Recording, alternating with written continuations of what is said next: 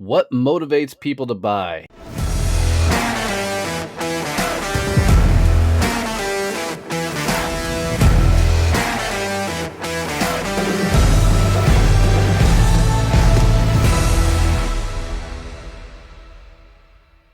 Hey, I'm Donnie Bovine, the CEO of Success Champion Networking and author of Fuck to Focus.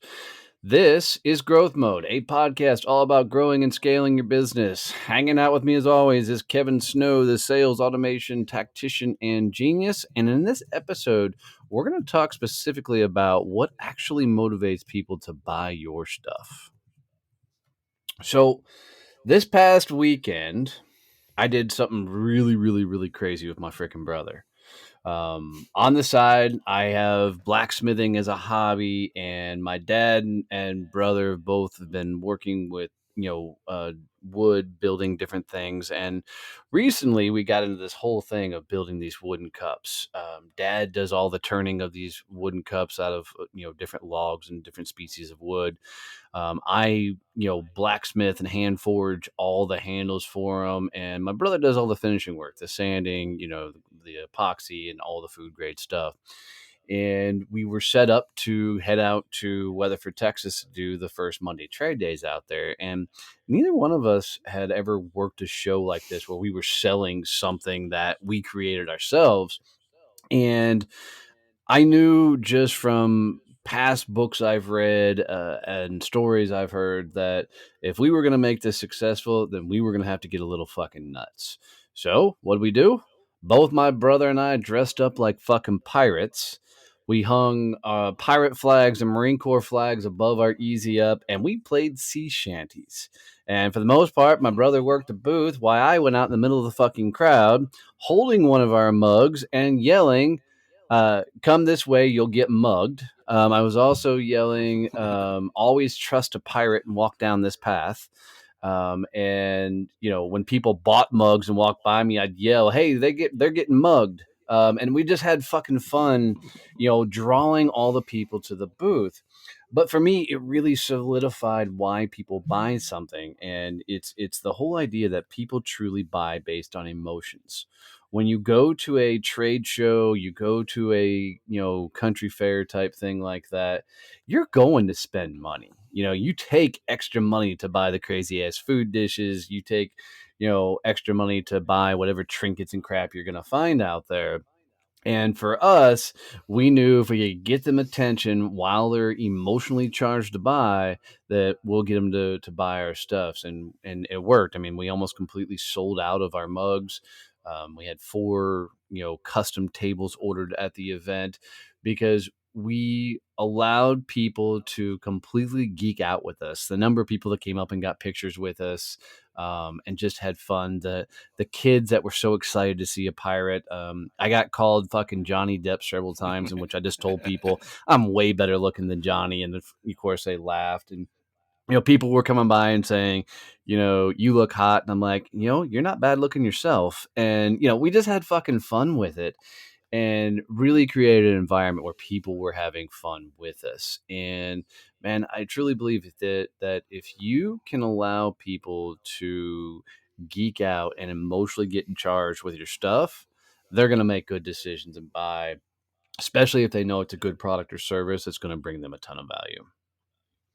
I think a big part of that is that they felt comfortable. Agreed. You know, Agreed. you weren't doing the normal booth sales, trade shows, state fair, Ren fair process where they're just trying to get you to buy. Yeah.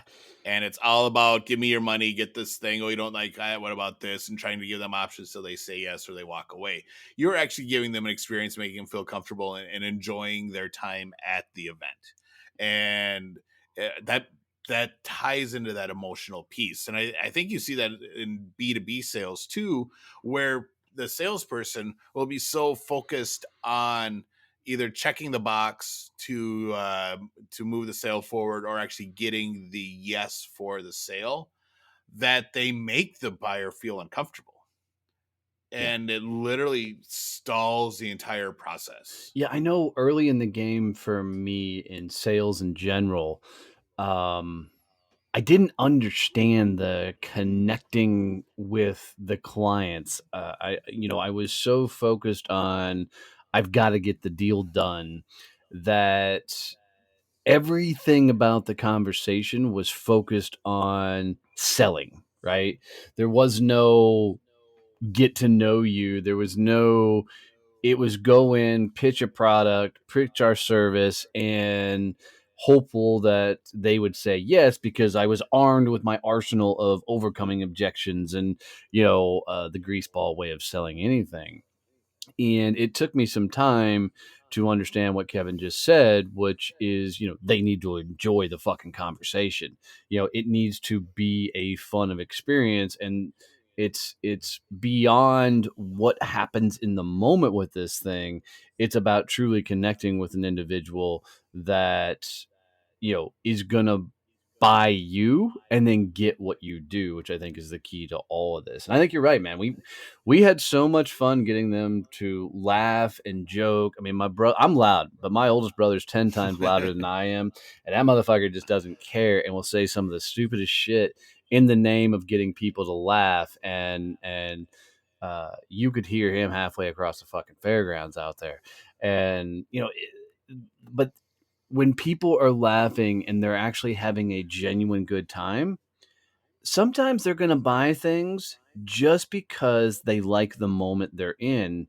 And I mean, it doesn't mean you can put out crappy stuff and just create a cool environment and they're going to buy. It's about, I mean, because our mugs are pretty badass. I mean, we put a lot of time and effort in each one of these and building these mugs out. And um, by the way, if you go to Topps Wooden Creation on Facebook page, you'll be able to see all of Scott's stuff and all the mugs and everything we're doing. But there you go, Scott. Shameless plug on the podcast for you. But Yeah, now we're gonna start charging him for sponsorship. right? Oh, that's fucking hilarious. We should totally do that. But yeah, the whole idea is about genuine connecting with people, but you create this atmosphere where people don't feel like they're being sold to. And I truly believe that the best sales calls are when people say things along the lines of, I'm not 100% sure what we're buying here, but I'm excited to get started with you. You know, and once again, it's not about taking advantage of anybody. It's about creating the environment where they understand that you got it. You're the guy, you're the gal that's going to be able to get them where they want to go. Yeah, it's that making them feel comfortable is really allowing them to talk, and it's helping them feel like they're actually being heard. We've all sat through sales calls where the salesperson asks you a question, you give them the answer, and then later in the meeting they're saying things like, did you even pay attention to what I said earlier, because what you're saying now doesn't even remotely match up to what we talked about 10 minutes ago. And it's like they're asking the questions just to check the box. Say, Yep. well, I asked all these things and I got an answer that I needed, so now I can move on. Whereas the best salespeople are the ones who are letting that person talk and share information, and they're using that as the opportunity to learn. And then that is everything that the person said is now the basis for everything that the salesperson says later in the call. And now you've had a real conversation, and that person feels like, oh my god, the salesperson actually listened to me. Right. Wow. And it's really sad that that's what our industry is like now, where there are a ton of salespeople out there that are not doing that, and those of us that do are being singled out as like, wow, you this is not how a sales call normally goes. I'm like, why not? Right. Why is it not how it normally goes? Well, and I think if a lot of people were honest with themselves and were to honestly ask themselves this question, would you buy from you? Would you buy from you and how you sell your shit? And I think if a lot of people were honest, they wouldn't buy from themselves because they wouldn't want to sit through the boring ass sales presentation. They wouldn't want to sit through the stupid questions. And yet they're turning around and doing it to everybody else that they're talking to because they think, I've got to get these questions in so I'm ready with my right answers, or I'm trying to get to a point where like, okay, now I make the move to close the deal out. When all of that stuff is just dumb. Go have these cool conversations with people. I mean, people love to buy. They truly, I mean, go think about all the stupid shit you have in your house. You've bought a lot of stupid shit over the years. Um, and you've loved to buy it. You just don't want to be sold to. And even going back to, this past weekend with my brother and I, the number of people that avoided the pirates, you could see them walking down the road towards me, and then they would see me and they would literally go to the other side of the street, because they felt like it was a sales maneuver or something out there. And, people have their guards up around salespeople. And oftentimes, if I saw it, I'd just call it out. I'm like, don't worry, I don't trust a pirate either. And I would just have fun with them, across the road. But people are so guarded against a sales call because they've dealt with so many shitty salespeople. They're guarded against, saying too much, because then that salesperson is going to have leverage on them. And if you will just change the dynamic of the whole conversation to where it's a natural flow, and you're really having a genuine conversation and not worried about the outcome, you'll be blown away by how many more people actually buy from you. Yeah, that used to be me. Mhm. I used to be the one who asked the questions to manipulate the client, because I'd ask the questions so that I could get the answer I needed, so that I would have the leverage later during the close to be able to say, well, you said this, and now you're saying this, which is it? And it was just not a it wasn't a good tactic for me. And it, for sure, for my clients, didn't make them feel like I was actually in it for their best interest. It was really when I figured out the whole, hey, how do we have this conversation? You tell me all your stuff, and then I give you this really cool solution that that achieves your end state, doesn't just band-aid the problem. And we can talk about how that works. Then it became this really cool sales process, and we got rid of all those really horrible closing lines and follow-up emails. That was literally, it's like, hey, when are you giving me your money? If we, Hollywood speak and read between the lines, that's literally what all those follow-up emails say. Hey, are you ready to give me money yet? Yeah, I love that, because it's about that genuine conversation where they're asking you real questions about your service, real questions about your product, but they're asking it in ways of application. They're asking, okay, how would we do X, or how would we do this? How does it work here? Um, now they're starting to get curious, but what a lot of people do is they get a question asked and then they instantly go into the sales mode. Okay, now they're made the move. Now it's time to go all in and let's get the deal done. When it's still just a damn conversation. I think that almost every sales conversation you have should end with them asking to come do business with you versus the other way around. It's things like, hey, Kevin, when can we just get this whole thing started? Or how do I sign up for this? They're telling you versus you having to go get it. And it's because of you've given them enough knowledge, the details, and the things they need to be able to make a logical decision. Because, truth be told, everybody buys on emotions. We just justify it intellectually. We're like, ooh, that's cool. I'd love to have that. And then all of a sudden, you start going through your brain housing group of, do I really have the money for that? Do I need that? Am I going to use that?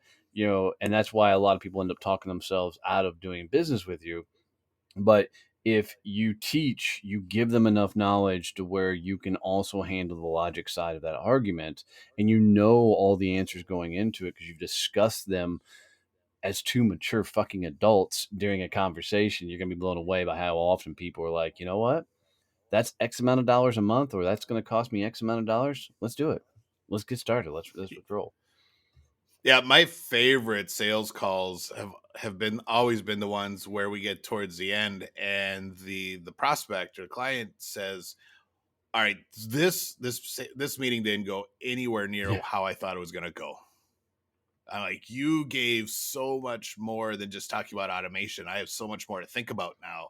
And it's because you're pouring into the client and you're helping them talk through their problems and how they can fix them with oh, by the way, here's how my service is going to help you facilitate that, by the way. But it's giving them actual things that they can do Yeah. and things to think about away from what you do that can actually improve their process more.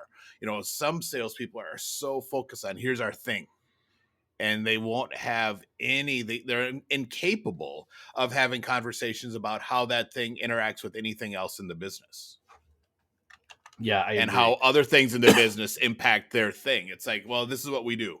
Well, no, I want to talk about how it could help with this too. Well, that's not what we do. Well, it could do that. Why are you so against expanding your horizons on what your product can do? And Right. it's and those are usually the people that I don't have second meetings with. My product can only do these things. Yeah, exactly. And I mean, we've all been on the back end of a bad sales call where somebody is just trying to sell us their crap, and you can tell that's all they want to do is just sell their crap, and our guard goes up instantly. I mean, Elizabeth hates being around me on a sales call when somebody's trying to sell me something because I'll just call them on it.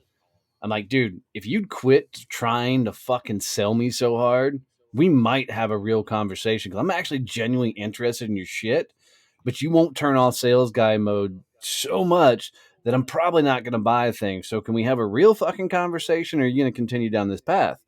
And it drives Elizabeth bonkers. I mean, Kevin and I both have been in this game for so many years that we know all those supposed sales moves and the jockeying and everything else, and if you won't come in and have a real conversation, you know and bond a little bit with us, then you're not going to get very far in our world. And you want to know a pretty tough sale? Try and sell Kevin and I on something, because I promise you, we got the private messages going behind the scenes talking about you.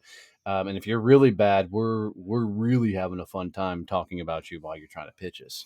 Um, you know, but we've done business with a ton of people that have sold to us as fucking human beings and not as a sales guy.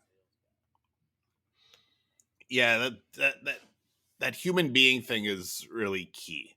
And I've done it before where I've called out the sales guy on, so you're about to do this. Right.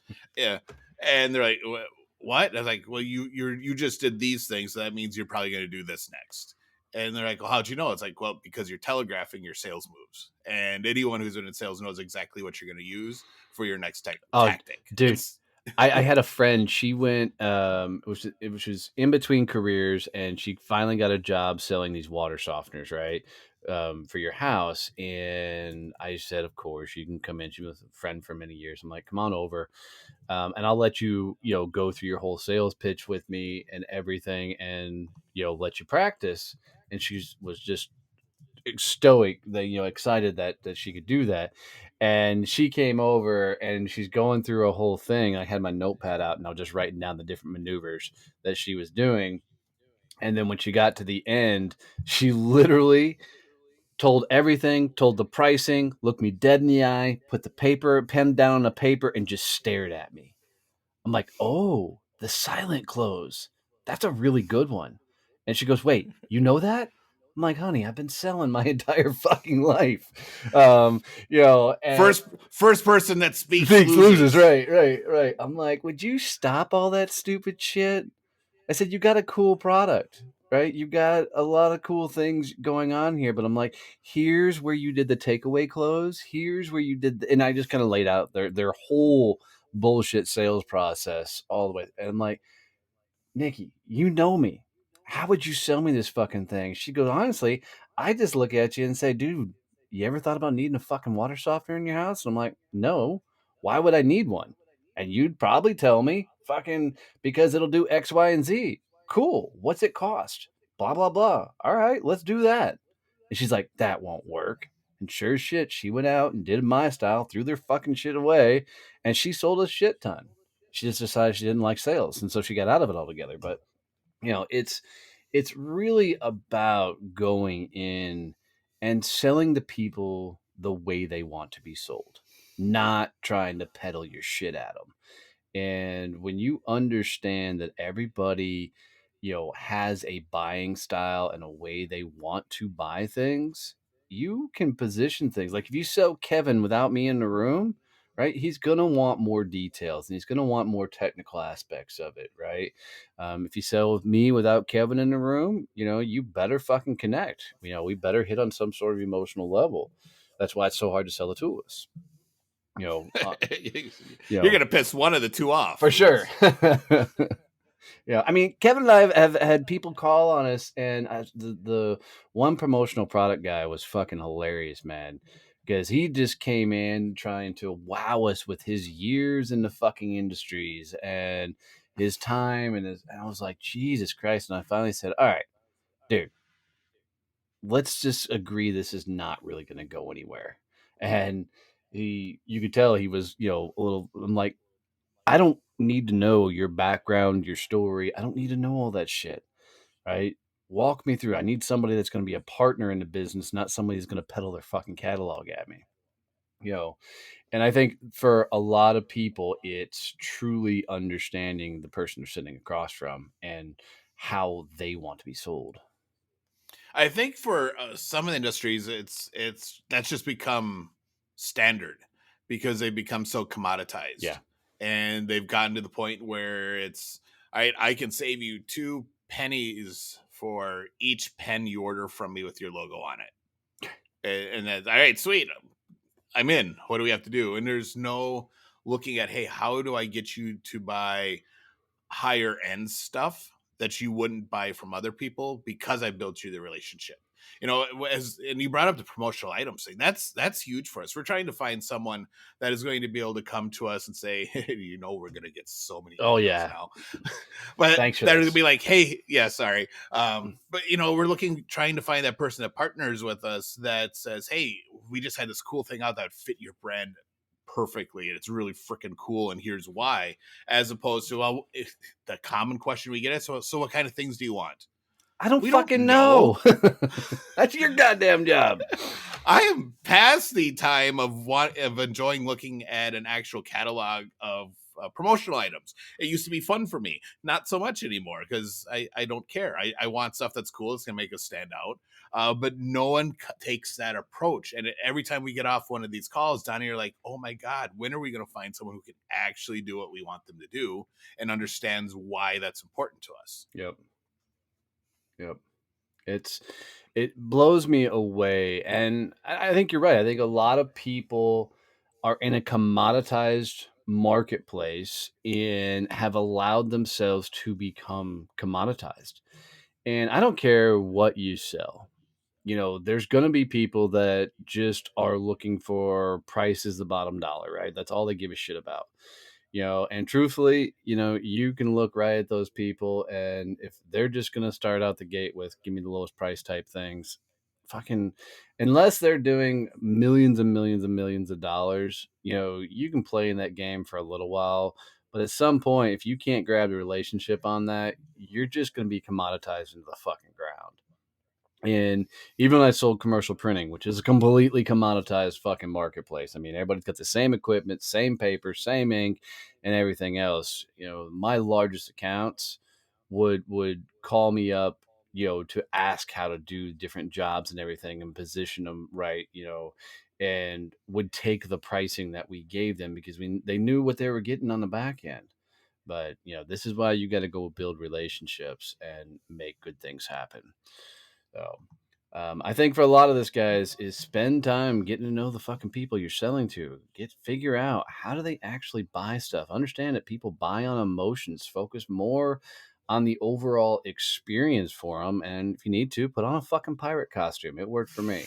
So, as always, guys, if you got any tips or values or anything out of this episode, freaking please leave us a review wherever you listen to podcasts. Share this episode out or this podcast out with somebody. And, as always, love you, mean it. See you, bye.